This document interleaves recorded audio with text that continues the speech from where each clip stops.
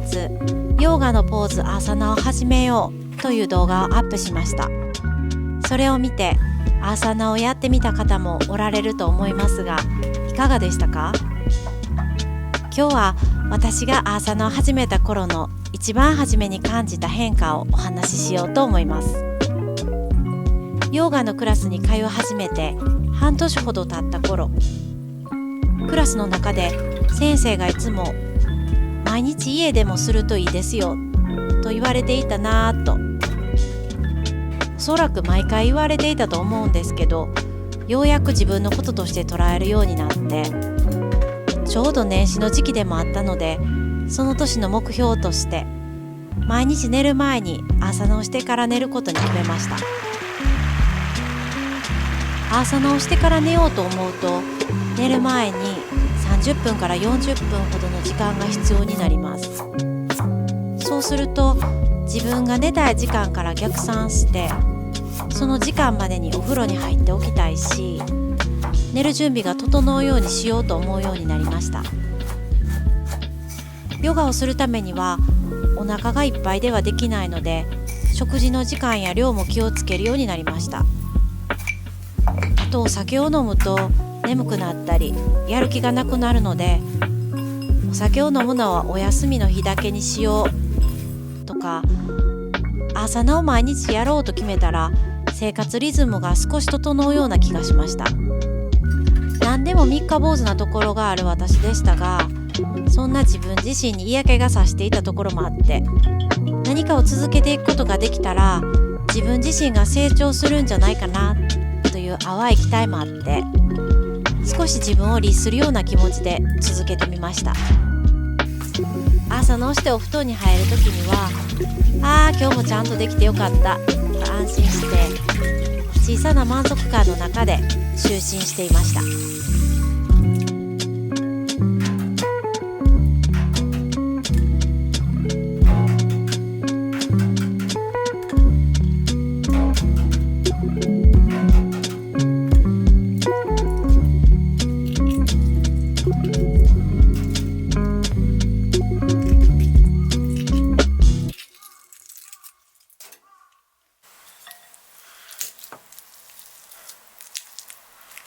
その頃の私の仕事はある大きなお店の受付業務でした。基本的な業務はお客様を売り場に案内することなんですが、時には売り場のクレームを言ってこられる方もあって、その対応も一つの仕事でした。クレーム内容を聞いていると、よくあるパターンとして、だんだん相手が興奮して怒りが止まらなくなって怒鳴られるようなこともありました。私もその頃は若かったので、ただただ怖く恐怖で涙が出てくることもありました。ある日の仕事中もクレームを言うお客様の対応をしました。初めからかなり高圧的な態度だったと思います。ただその日はなぜか怖いという感情が出てこず、自分の中ではこの方は何に対して怒っているのか、どうしてほしいのかということを必死で探ろうとしていました。よく聞いていると、だんだんとその方の言いたいことが分かってきました。私が怖がらず一生懸命話を聞いていると、その方自身も徐々に落ち着いていくような気がしました。クレーム内容は私が対応できるようなことではなかったので、丁寧にお詫びして責任者を呼んですぐに対応してもらうようにしました。その時の私はいつもと明らかに違っていて、とても落ち着いていました。なぜかその人の怒りが私自身を通り越して全く自分に刺さらない感じ。感情は受け取らず、ただその人が本当に伝えたいことだけを落ち着いて聞くことができました。責任者が到着して全てが終わった後、その方は私の方を向いて、あなたが悪いわけでもないのに怒鳴ってしまって申し訳なかったと、とても丁寧に謝られて帰っていかれました。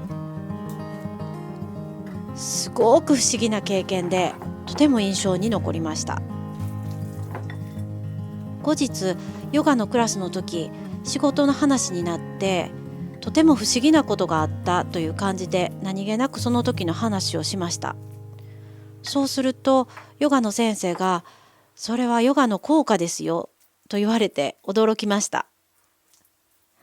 毎日アーサナを続けることで呼吸のリズムが落ち着いて、それが日常生活にも反映していること。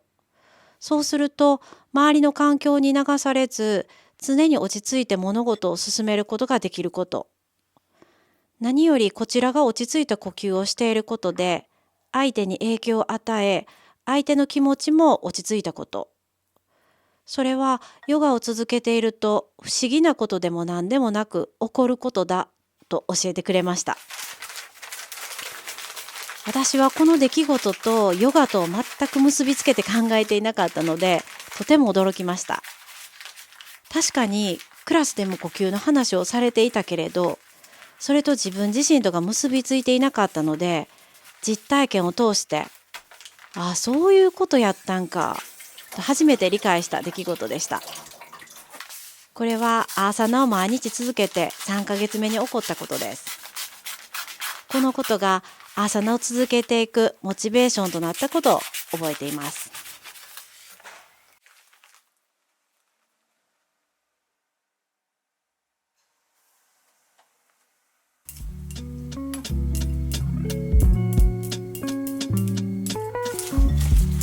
アーサナを続けると自分自身にも